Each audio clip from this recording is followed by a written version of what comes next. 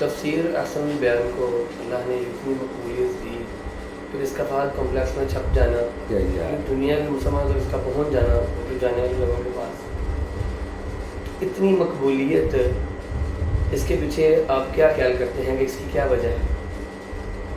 اس کی وجہ ایک تو سعودی فہد کمپلیکس میں چھپ جانا ہے، اس کی وجہ سے جگہ جگہ پہنچ گئی. ظاہر بات ہے اس طرح کوئی بھی ادارہ پہنچانے پر قادر نہیں تھا. یہ اللہ تعالیٰ نے ایک خاص طور پر اس کے لیے راستہ بنایا کہ وہاں سے چھپ گئی اور پوری دنیا میں پہنچ گئی. دوسری وجہ اس کا اختصار اور جامعیت ہے. کئی اساتذہ نے، بڑے بڑے علماء نے مجھے بتلایا، اعتراف کیا کہ ہم دوسری تفسیریں دیکھ دیکھ کے جب اس کو دیکھتے ہیں تو ہمیں چند لفظوں میں ساری تفسیروں کا خلاصہ مل جاتا ہے. تو یہ اختصار اور جامعیت کے لحاظ سے بھی ایک بہترین نمونہ ہے، جس کی وجہ سے اس کو نہایت پسند کیا گیا علماء کے حلقے میں، اہل علم کے حلقے میں. باقی تو ذالک فضل اللہ یؤتیہ من یشاء والی بات ہے، کسی بندے کے اختیار میں تو یہ نہیں ہے.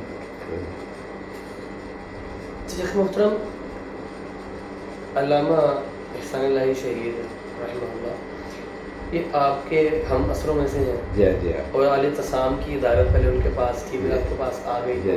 تو شیخ صاحب کے ساتھ آپ کے تعلقات، علامہ صاحب کے ساتھ، وہ اپنی نوجوانی کے دور میں تھے، آپ بھی نوجوانی کے دور میں تھے، تو کس طرح کے تعلقات تھے ان کے ساتھ اور کیسے معاملات تھے؟ میرے ساتھ ان کے خصوصی اٹھنا بیٹھنا تھا، اور وہ اس پر اصرار کرتے تھے کہ تو الاسلام چھوڑ کے میرا ترجمان الحدیث سنبھال لے. لیکن چونکہ ان کا مزاج عجیب تھا، اللہ تعالیٰ نے مغفرت فرمایا، تو ان کی مزاج و طبیعت کی وجہ سے میں ان کی بات نہیں مان رہا تھا. ایک روز کہنے لگے کہ اگر تجھے مجھ پر اعتماد نہیں ہے تو میں 5 سال کی تنخواہ بینک میں رکھوا دیتا ہوں تیرے لیے، تو وہاں سے رسول لیا کر، تو میرا ترجمہ حدیث سنبھال لے.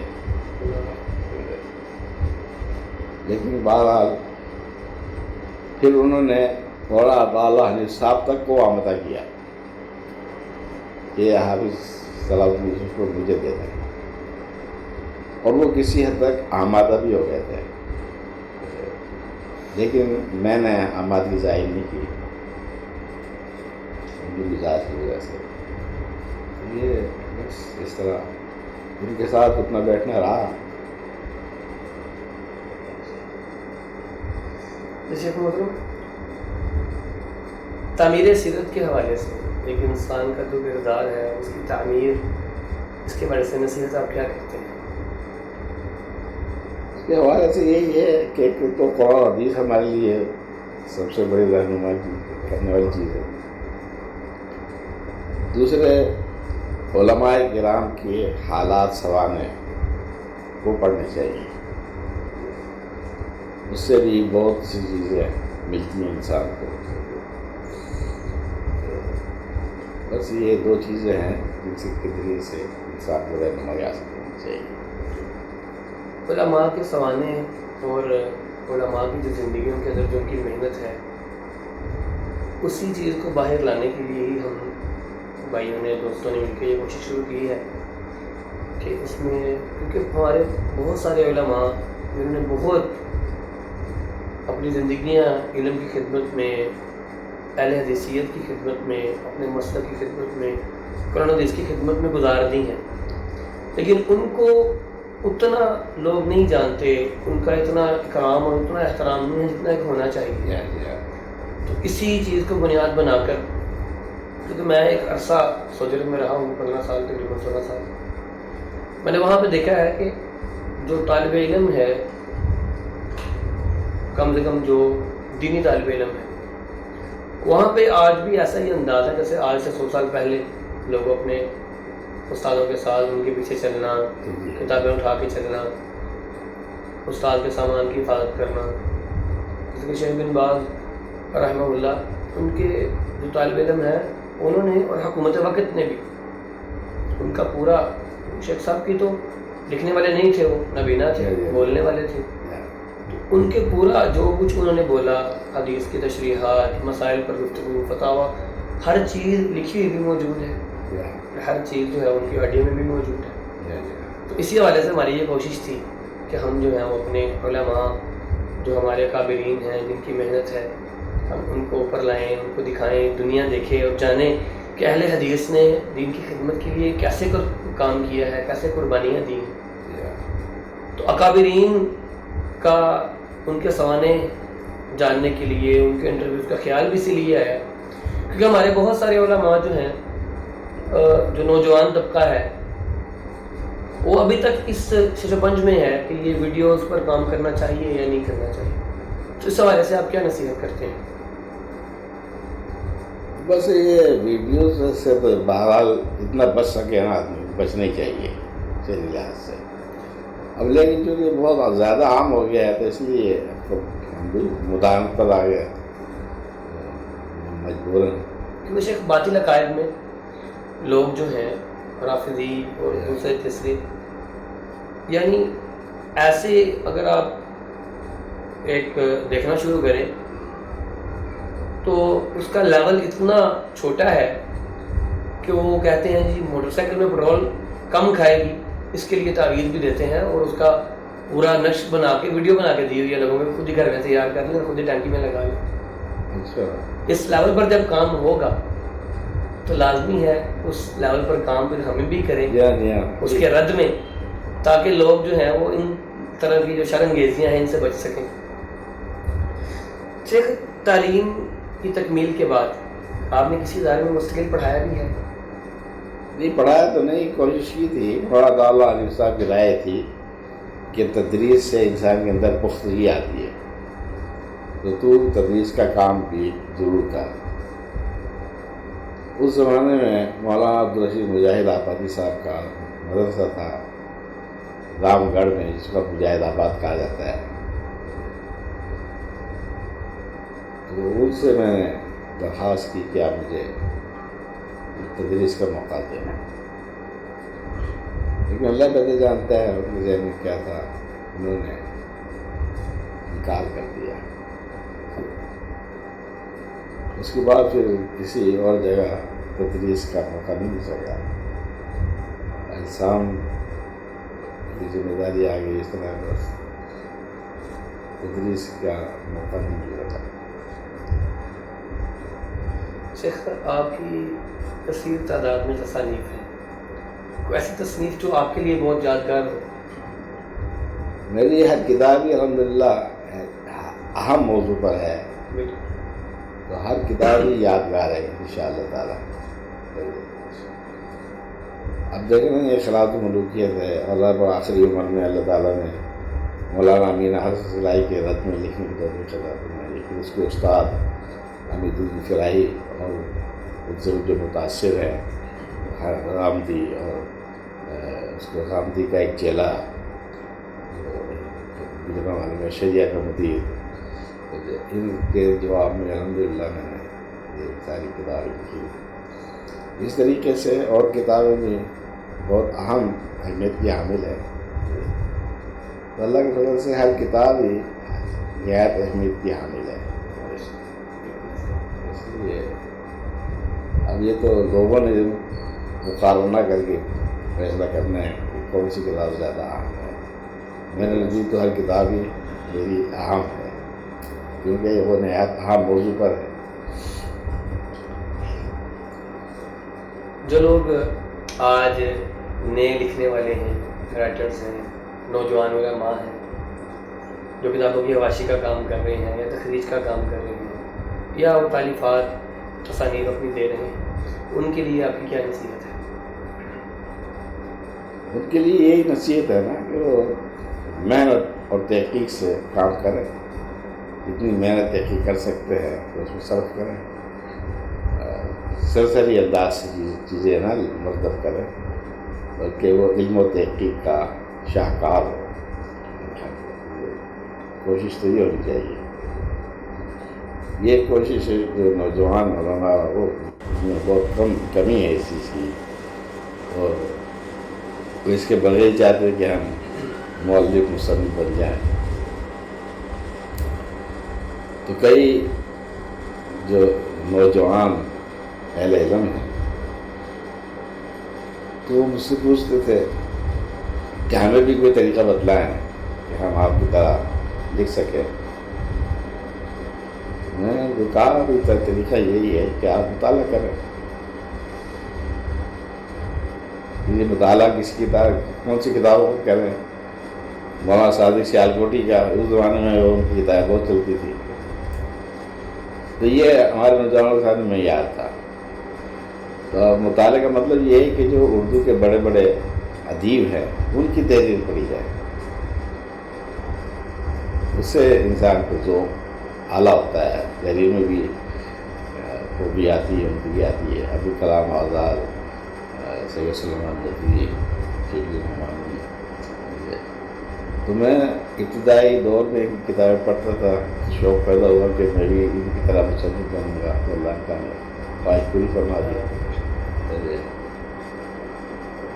اور اللہ تعالیٰ نے اس کے لیے طریقہ بھی خود ہی متعین کر دیا مطالعے کا کہ مطالعہ کرو تو اس طرح. شیخ آج جو لوگوں کے اندر، کیونکہ آج کل سوشل میڈیا کا دور ہے، کچھ لوگوں کے اندر ایک حد تک دینی تعلیم حاصل کرنے کا شوق بھی ہے، لیکن پھر وہ آج کل کے جو معاشرتی حالات ہیں، یعنی ان کو اپنی نوکری کی فکر ہے، کمانے کی فکر بھی ہے. پھر ایک جو ذہن میں یہ بات بیٹھ جاتی ہے کہ شاید مولوی بن گئے، مدرسے پڑھ لیا تو کمائیں گے کیسے. پھر نوجوان طبقے کی یہ سوچ کہ یار مولوی ہوئے شاید کوئی رشتہ نہیں ملے گا، داڑھی رکھ لی تو کوئی رشتہ نہیں ملے گا. تو آج کل کے لوگ جو پڑھ چکے ہیں، جو یعنی اسکول سے فارغ ہو گئے ہیں، کالجز سے فارغ ہو گئے ہیں، یونیورسٹیز سے فارغ ہو گئے ہیں، ان کے لیے دین کا علم، دین سے وہ قریب ہونا چاہتے ہیں، تو ان کو کیا کون سی کتابیں آپ ریکمنڈ کرتے ہیں، آپ کہتے ہیں، نصیحت کرتے ہیں کہ یہ کتابیں پڑھنی چاہیے؟ تو پھر ان کی علمی استعداد و صلاحیت کے مطابق ہی مشورہ دیا جا سکتا ہے.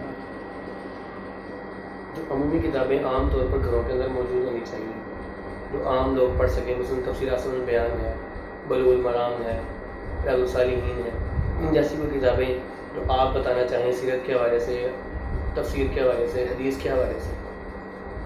یہ تو پھر جو مشہور ہے رحمت للعالمین ہے، سید سلیمان ندوی کی سیرت النبی ہے. اسی طرح سیرت پر اور بھی بعض کتابیں، محسن انسانیت ہے نعیم صدیقی کی. یہ اپنے اپنے انداز سے بہت اچھی کتابیں ہیں. اور اسی طریقے سے میری کتابوں کو مطالعہ بھی کریں، ان میں بھی بڑی خصوصی آپ کی کتابوں سے الحمد للہ جو ہے نا، وہ کل جب اس حوالے سے تیاری میں کر رہا تھا تو میں نے یہ چیز سمجھی کہ اگر صرف آپ کی کتابیں جمع کر لی جائیں تو میرے خیال میں کوئی موضوع آپ نے چھوڑا نہیں ہے جس پر کتاب نہ لکھی ہو. ہر طرح کے موضوعات، معاشی، معاشرتی، نکاح طلاق کے مسائل، شادی بارات کے مسائل، جہیز کے مسائل، ہر طرح کے معاشی، معاشرتی، آئینی، قانونی، ہر طرح کے مسائل پر آپ نے کتابیں جو جمع کی ہیں. میرے خیال میں صرف آپ کی ہی جو کتابیں جمع کر لی جائیں تو لائبریری مکمل ہوتی ہے. ہاں جی ہاں بالکل. ایک ایسی کوئی آپ کی دعا جو آپ یہ سمجھتے ہیں کہ میں نے یہ دعا مانگی تھی اور وہ بالکل میری منوان ایسے ہی قبول ہوئی ہے؟ ہاں ایسی دعائیں تو ہیں، لیکن وہ صیغہ راز میں رکھنے والی ہیں، اللہ بتانے والی نہیں. ایک تو یہی میری خواہش جو اللہ نے پوری کی.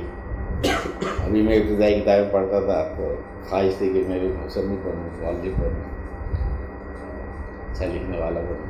تو اللہ نے پوری فرمائی الحمد للہ. اس طرح اور بھی خاص دعائیں اللہ تعالیٰ نے قبول فرمائی ہیں مختلف اوقات میں.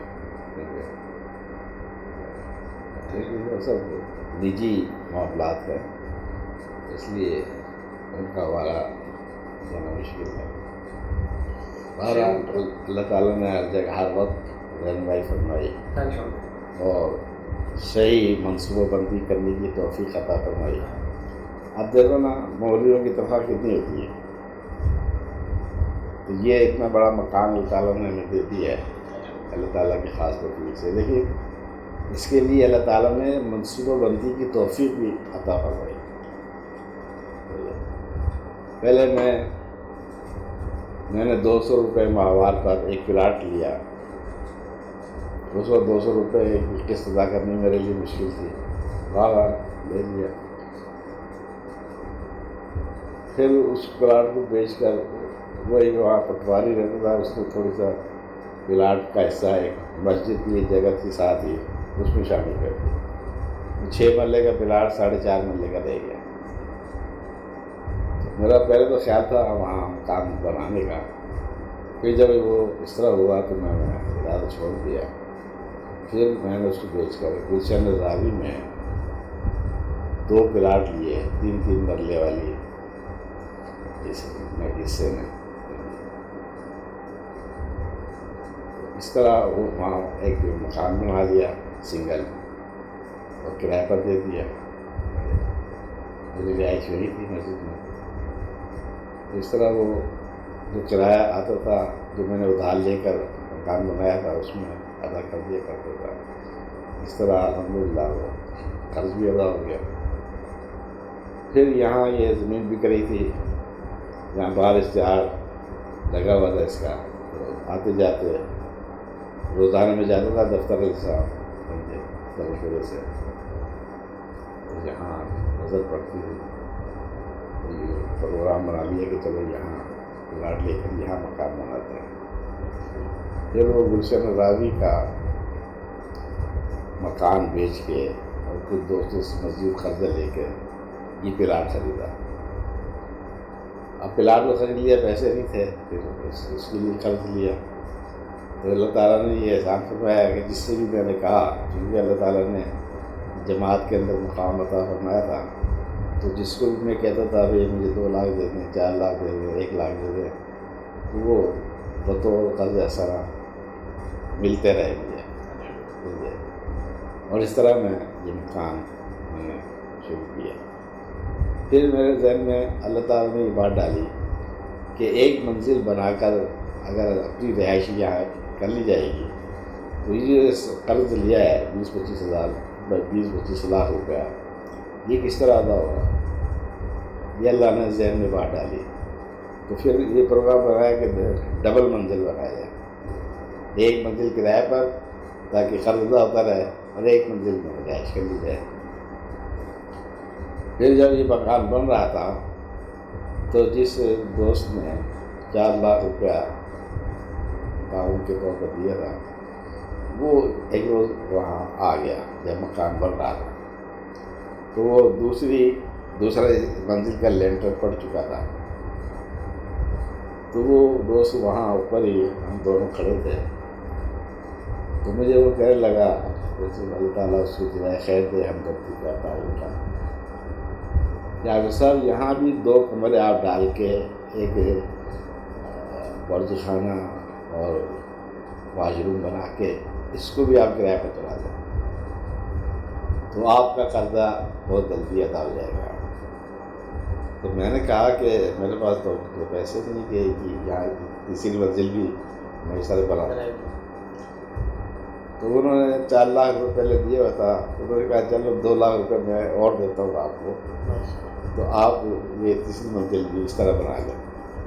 تو پھر 2 کمرے اور ڈال کے تھوڑا سا سین اور واش روم وغیرہ یہ ساری چیزیں مہیا کر کے اس کو بھی کرایہ پہ چلا دیا، اور یوں اللہ تعالیٰ نے قرض جو دیا تھا الحمدللہ چونکہ نیت صحیح تھی اللہ تعالیٰ نے مدد فرمائی، اور یہ وعدہ ہے اللہ کا کہ جو قرض لے کر اس کی نیت صحیح ہوگی ادائیگی کی تو اللہ تعالیٰ اس کی مدد فرماتا ہے۔ تو میری نیت چونکہ صحیح تھی کہ میں نے ادا کرنے پیسے، تو اس کے لیے پھر میں یہ منصوبہ بندی کی بھی اللہ تعالیٰ نے توفیق دے دی، اور تو اس لیے تو الحمدللہ پائی اللہ تعالیٰ نے ادا کروا دی، اور یہ کام اس طرح بن گیا الحمدللہ۔ شیخ ہمارے اس وقت معاشرے کے اندر فرقہ واریت ایک بہت بڑا مسئلہ بھی ہے، بہت اہم مسئلہ بھی ہے. تو عام لوگ فرقہ واریت کو عام لوگوں کو کیسے سمجھ لگے گی کہ یہ چیز اصل ہے اور یہ گروہ جو ہے یہ فرقہ واریت پھیلا رہا ہے، یا یہ چیز فرقہ واریت ہے اور یہ چیز اصل ہے؟ اصل میں عوام کے اندر دینی شعور کی بہت زیادہ کمی ہے، جس کی وجہ سے عوام کو تو یہ چیز نہیں سمجھائی جا سکتی کہ کون اصل فرقہ واریت پھیلانے والا ہے اور کون فرقہ واریت کا رد کرنے والا ہے. یہ دو چند لوگ ہی ہیں جو ان چیزوں کو سمجھ سکتے ہیں، ورنہ عام لوگ تو اسے استعداد و صلاحیت کے مالک ہی نہیں ہے کہ وہ سمجھ سکے. اس لیے یہ مسئلہ بڑا پیچیدہ اور گمبھیر ہے، اور یہ اس نے اس طرح رہنا ہے، یہ ختم نہیں ہونا، کیونکہ علماء کے اندر امانت دیانت نہیں ہے. وہ اپنے مذہب کو صحیح باور کرانے کے لیے جھوٹی حدیثوں سے استدلال کرتے ہیں. یہ بددیانتی کی انتہا ہے، لیکن وہ کرتے ہیں. تو آپ ان حالات میں کس طرح عوام کو سمجھایا جائے؟ وہ کہتے ہیں یہ ہمارے مولوی صاحب نے بھی حدیث پیش کی ہے، قرآن کی آیت پیش کی ہے، اور اس کا غلط مفہوم دیتے ہیں. اب مسئلہ بشریت کے لیے میں آپ کو مثال دیتا ہوں. عبدالقیوم ہزاروی کی ایک کتاب ہے جو ان کے مدارس میں طلباء کو پڑھائی جاتی ہے. اس میں سارے مسائل بریلویت کے انہوں نے اس پر دلیلیں دی ہیں. مسئلہ بشریت پر اس نے دلیل دیے فتمثل لہا بشرا سویا، حضرت جبریل جو انسانی شکل میں آیا اس سے بشریت پر استدلال کیا. اب آپ اندازہ لگا لیں کہ ہمارے دیانت کا. اور جو واضح نصوص قرآن کی جس میں انما انا بشر مثلکم، اس میں مان کی تحریف کر دی انہوں نے کہ ظاہری طور پر میں بشر ہوں یا خلقت میں بشر ہوں، سمجھے بظاہر. تو وہ آیا سے استدلال نہیں کرتے، اس میں مان کی تحریف کر دیتے ہیں. اور اس طریقے سے قرآن کے مان کی تعریف کرتے ہیں. آپ کو حیرانی ہوگی کہ الرحمن علم القرآن خلق الانسان علمہ البیان. احمد رضا خان نے ترجمہ کیا ہے خلق الانسان، اللہ تعالیٰ نے محمد صلی اللہ علیہ وسلم کو پیدا کیا.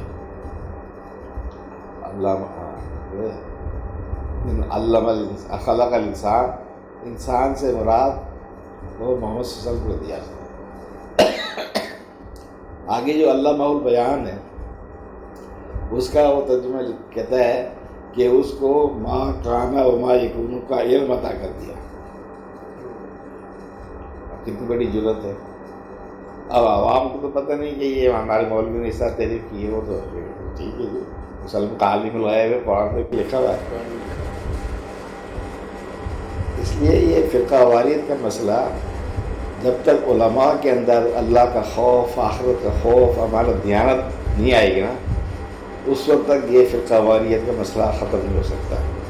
اور اس کی کوئی امید نہیں ہے 1% بھی، نہ دیوبندی علماء کے سے نہ بریلوی علماء سے. یہ دونوں بد دیانت ہیں اور خوف خدا سے بے نیاز ہے. اللہ شیخ، فرقہ وارانہ ہم آہنگی کے بارے میں بہت لوگ اس بارے میں بات بھی کرتے ہیں، بڑے پرفریب نعرے بھی لگاتے ہیں، کچھ تنظیمیں اس پر کام بھی کرتی ہیں. اس حوالے سے آپ کا کیا خیال ہے کہ فرقہ وارانہ ہم آہنگی جو ہے یہ کیا ممکن ہے؟ نہیں، ممکن ہی نہیں ہے. یہ ہوا میں گرا لگانے والی بات ہے. یہ ممکن ہی نہیں ہے جب تک جو اس کا اصول ہے کہ قرآن جس کو اصل مانا جائے اور باقی چیزوں کو نظر انداز کیا جائے، جب تک یہ اس اصول کو نہیں مانیں گے فرقہ واریت ختم نہیں ہو سکتی. اس کو وہ ماننے کی تیار نہیں ہے، تو فرقہ واریت کہاں سے ختم ہوئی؟ یہ سب اوپر سے دعوے ہوتے ہیں، کھوکھلے مظاہرے ہوتے ہیں، اور کچھ نہیں ہے. عام عوام کے لیے پھر مسائل کے اندر جو ان کے دینی مسائل ہیں، جو ان کے معاشی یا معاشرتی مسائل ہیں، پھر اس میں عام عوام کے لیے راہ اعتدال کیا ہے؟ عوام کے لیے بھی راہ اعتدال تو یہی ہے کہ وہ صحیح علماء سے رابطہ کریں، لیکن عوام کے اندر اتنا شعور ہی نہیں ہے. وہ تو اپنے گروہ میں گرے ہوئے ہیں، بس اسی کے اندر ہی.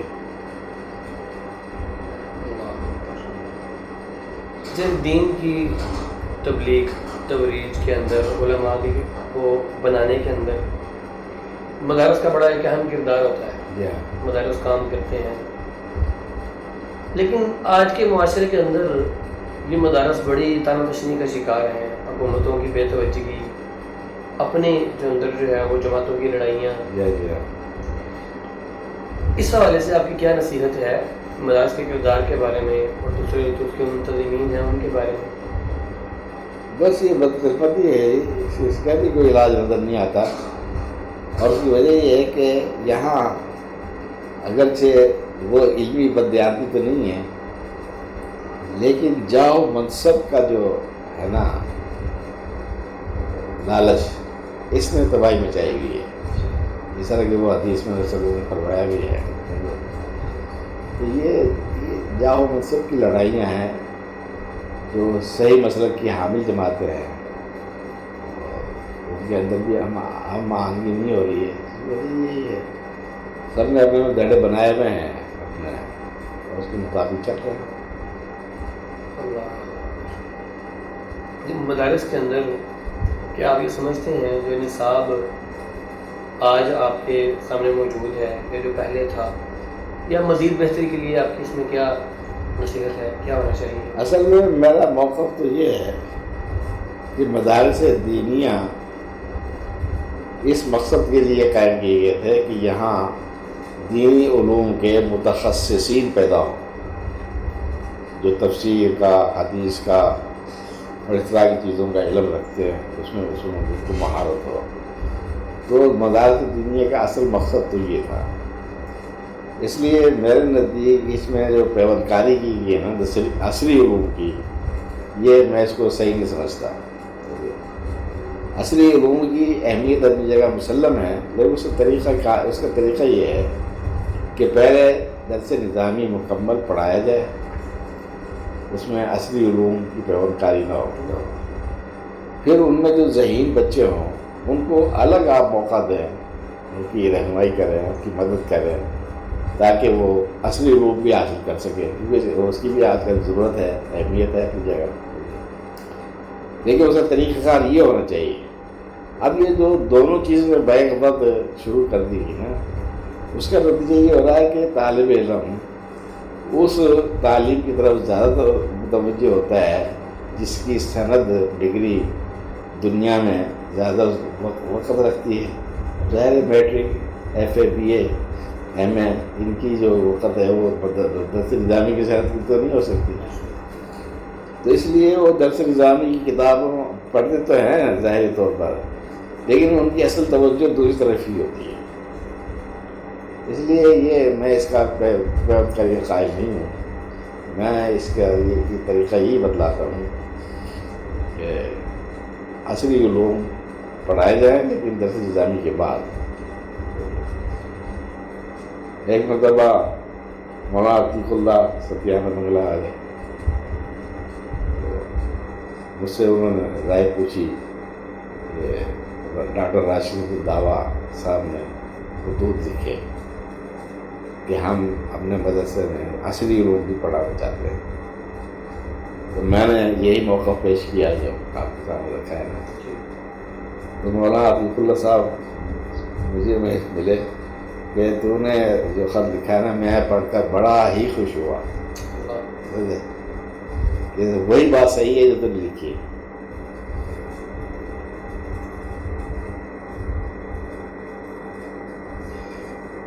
مدارس کے اندر یہ ابھی جو حکومتی انفلوئنس ہے، حکومتی مشاکل یہ بھی زیادہ ہیں کہ یہاں پر یہ سلیبس نہ پڑھائیں، یہ چیز بند کر دیں. اب وہ ان کو چلانے کے لیے بھی ضروری ہے، ورنہ وہ اس پر پابندیاں لگاتے ہیں، پڑھنے سے منع کرتے ہیں، طالب علموں پر رکھنے سے منع کرتے ہیں.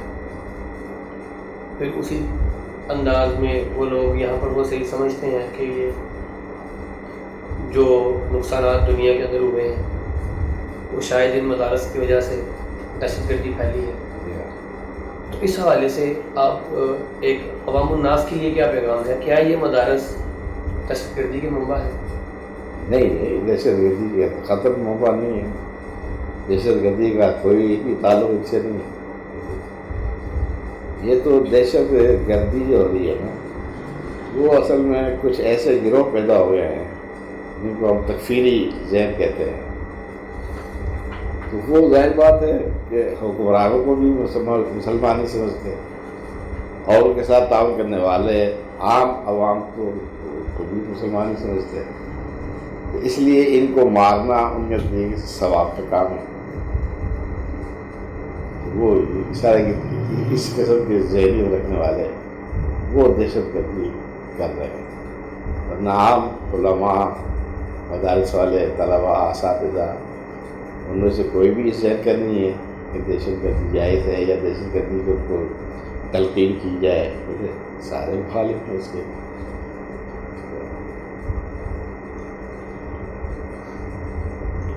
ایک عالم کے، ایک عالم دین کے کیا ایسے اوصاف ہونے چاہیے جس سے وہ ایک معاشرے کا بہترین فرد نظر آئے کہ یہ ایک بہترین فرد ہے اس معاشرے کا؟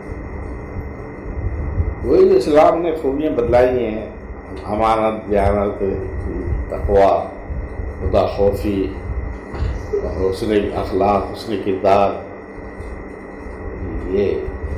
یہی خوبیاں ہونی چاہیے اس کے اندر.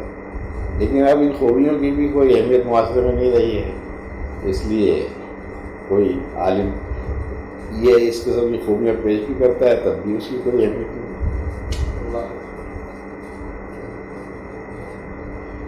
شیخ، طلباء کے لیے آپ کی کیا نصیحت ہے جو آج مدارس میں پڑھ رہے ہیں؟ وہ کل فارغ التحصیل ہو کر پھر اس معاشرے میں نکلیں گے. ان کے لیے آپ کیا نصیحت کرتے ہیں کہ اس معاشرے کے اندر وہ کیسے کام کریں؟ ان کے لیے یہی نصیحت ہے کہ وہ اللہ پر اعتماد اور توکل کرے اور لوگوں کے رویے سے بددل نہ ہو، بلکہ جم کر دین کا کام کریں. اللہ تعالیٰ آہستہ آہستہ مدد فرمائے گا. اس کی جو بددلی پھیلی ہوئی ہے اس شکل سے منتظمین کا رویہ بھی اس میں شامل ہے، جس کی وجہ سے وہ مجبور ہوتے ہیں. لیکن ہمیں تو یہ چاہیے نا کہ قل اللہم مالک الملک تؤتی الملک من تشاء وتعز من تشاء وتذل من تشاء. عزت ذلت تو وہ ہے جو اللہ کے ہاں. دنیا میں اگر آپ عزت نہیں کرتے تو آپ پرواہ نہ کریں. اصل عزت تو وہ ہے وللہ العزت ولرسولہ وللمؤمنین ولکن المنافقین لا یفقہون.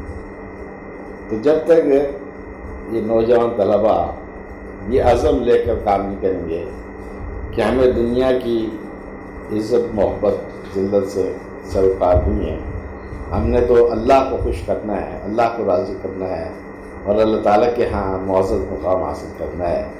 تو وہ یہی ہے کہ انہوں نے دین کا علم پڑھا ہے تو اس کو ذریعہ معاش جتنا ہی بنتا ہے بنائیں. اللہ تعالیٰ تھوڑی رقم میں بھی برکت عطا فرما دیتا ہے. میں نے اپنی مثال دی ہے نا کہ صحیح منصوبہ بندی کی وجہ سے اللہ تعالیٰ نے اتنا بڑا مقام ہمیں عطا کر دیا ہے. تو تنخواہ تو کچھ بھی نہیں تھی، برائے نام تنخواہ تھی. بس اللہ تعالیٰ کی توفیق سے یہ صحیح منصوبہ بندی اللہ تعالیٰ نے توفیق دی.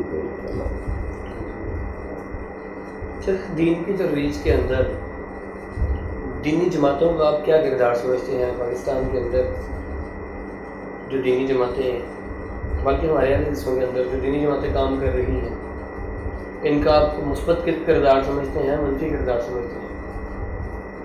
ان کا صرف سے کردار ہی نہیں ہے، نہ مثبت نہ منفی. یہ اپنے لڑائی جھگڑوں میں لگے ہوئے اور برائے نام کردار ان کا ادا ہو رہا ہے.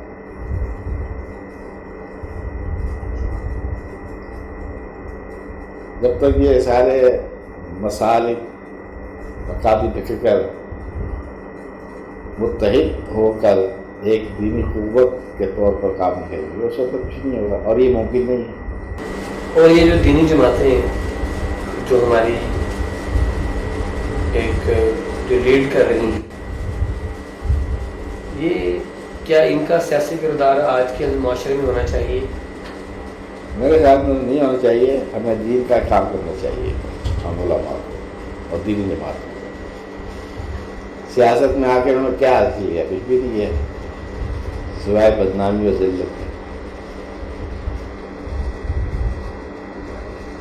شیخ آج کل کے وقت میں ہمارے اپنے جماعت کی ہم بات کرتے ہیں تو کہ آج کے معاشرے میں جو ایک امام مسجد ہے، ایک حافظ قرآن ہے، وہ قاری بھی ہے، حافظ بھی ہے، درس نظامی سے فارغ تحصیل بھی ہے، اس نے 10-12 سال 13 سال محنت کی ہے، 25-26 سال 30 سال اس کی عمر ہے، شادی شدہ بھی ہے، وہ پڑھاتا بھی ہے، وہ مسجد کی صفائی بھی کرتا ہے، باتھ روم بھی صاف کرتا ہے.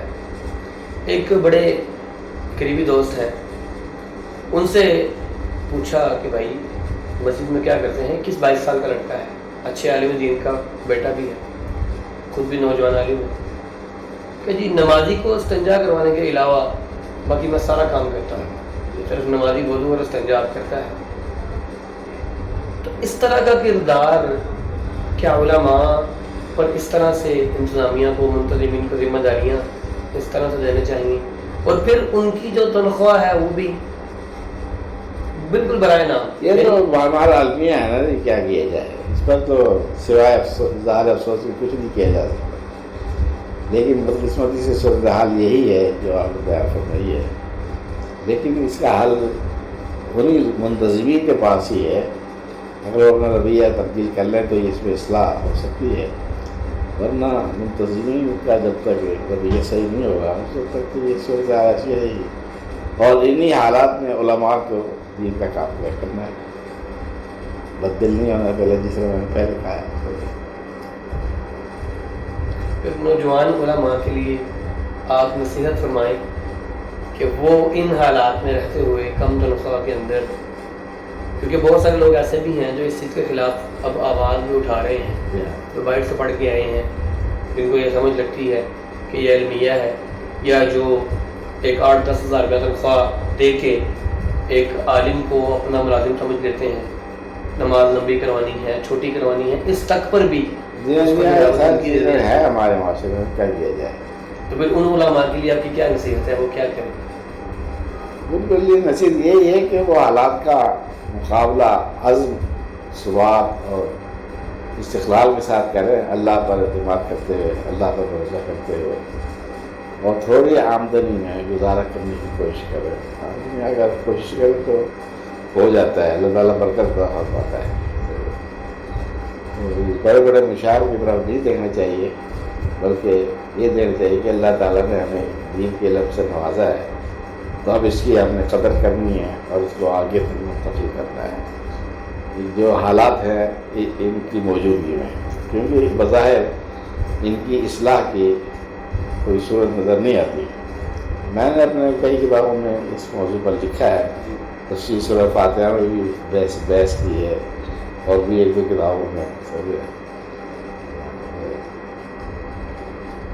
لیکن ہم تو لکھ ہی سکتے ہیں،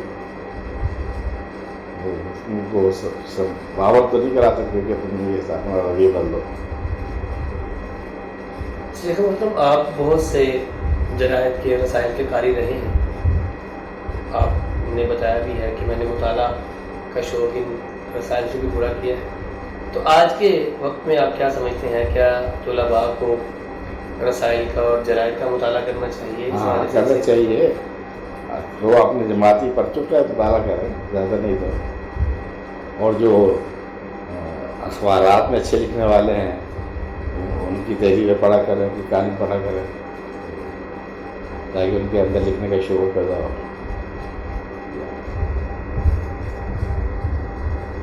شیخ، آج کل ایک بڑا اس وقت پاکستان کے اندر بھی اور پوری دنیا کے اندر بھی جہاں پر لوگ مسلمان موجود ہیں، ایک سوال بہت دلیل سے گردش کر رہا ہے. آج موقع ہے تو میں آپ سے عرض کرتا ہوں کہ مقصد سوال کرنے کا یہی ہے کہ دینی ہمارے جو بھائی بہنیں ہیں وہ بھی اس ایک ڈرامے کے پیچھے چل پڑے ہیں. جن گھروں میں ٹی وی شاید پہلے صرف خبروں کے لیے تھا یا مجبوری سمجھتے تھے، وہ بھی اب ایک ڈرامے کے بارے میں وہ بات کرتے ہیں کہ اس کو دیکھنا چاہیے، یہ ہماری تاریخ بیان کر رہے ہیں، غلط صحیح وہ ایک الگ بات ہے کہ وہ تاریخ غلط بیان کر رہے ہیں، صحیح بات کر رہے ہیں۔ اس طرح سے اگر کوئی دینی جو ڈرامے ہیں، بہت سے لوگوں نے پہلے فلمیں بھی بنائی ہیں، انبیاء پر بھی لوگوں نے کام کیا ہے۔ ابھی وہ ایک تاریخی ڈرامہ ترکی نے بنایا ہے، اس کا ترجمہ اردو کے ساتھ پاکستان میں بھی چل رہا ہے۔